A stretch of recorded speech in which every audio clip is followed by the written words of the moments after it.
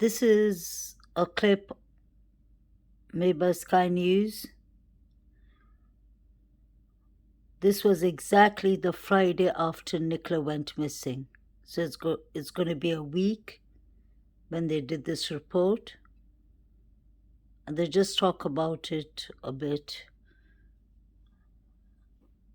And you have, I believe, an interview. Yeah, they talk about the timeline and then an interview with Emma too. So this is the first week when things were really at the very beginning.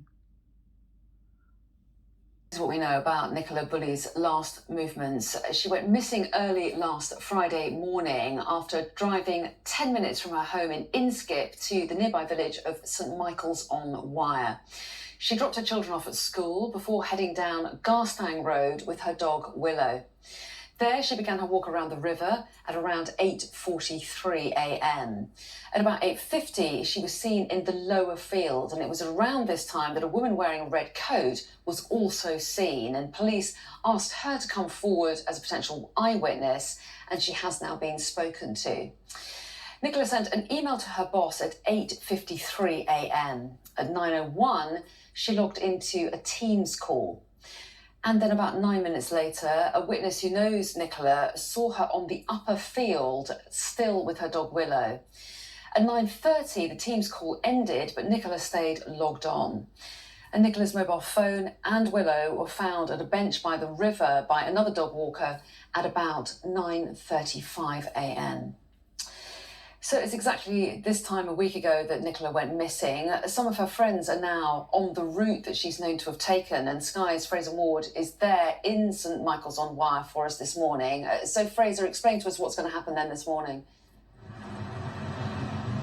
Yeah, there's been a huge public response today, in particular, 1 week on to the minute, effectively, since Nicola was last seen. That's in a couple of minutes' time or so, just 20 minutes after that. Her phone was discovered and the mystery began. It's been a terrible time for her family. We've heard of them talking to us about their living nightmare that began a week ago and is still continuing. The police investigation is still ongoing, and it's been helped today by members of the public. One of the people helping to organise that, Emma White, friend of Nicola's. Just tell us a little bit, first of all, this is such a difficult time for all the friends and family. How are you all coping? Yeah, I mean, I think today has been a bit of a pinnacle. As you said, it's 7 days on.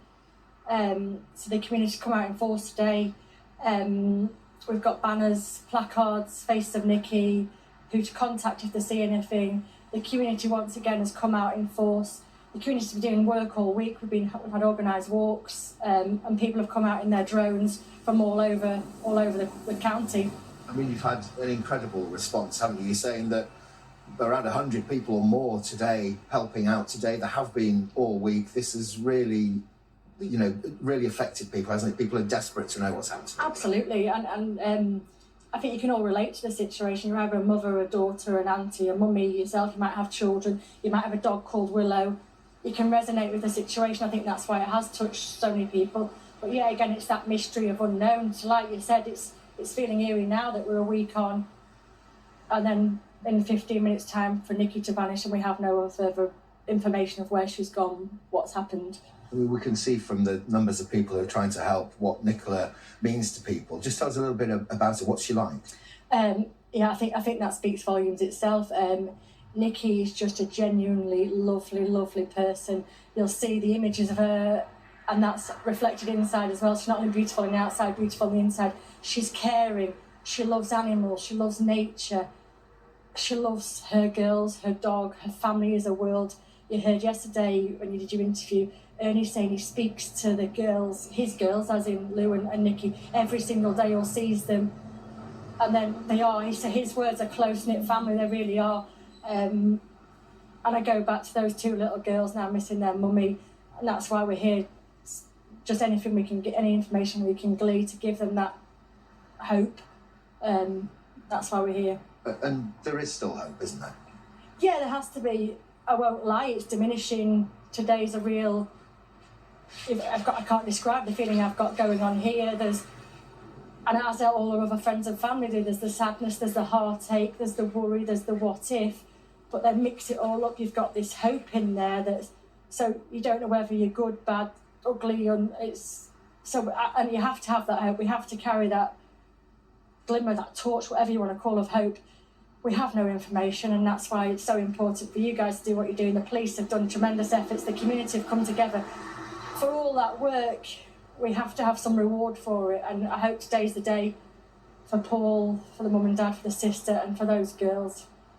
There were two people who the police specifically wanted to speak to that have traced those two people. It hasn't moved the investigation on, or so it seems, but someone might have that little bit of information, no matter how small, might they, that could help. And this is why we're out here today in force. You've got a big blowy waving man, you've got the banners, you've got pictures of Nikki. Someone might go, oh yes, cha-ching, and it's just that light bulb moment that anything that you think so small, just come forward. And dial 101, obviously you're citing 999.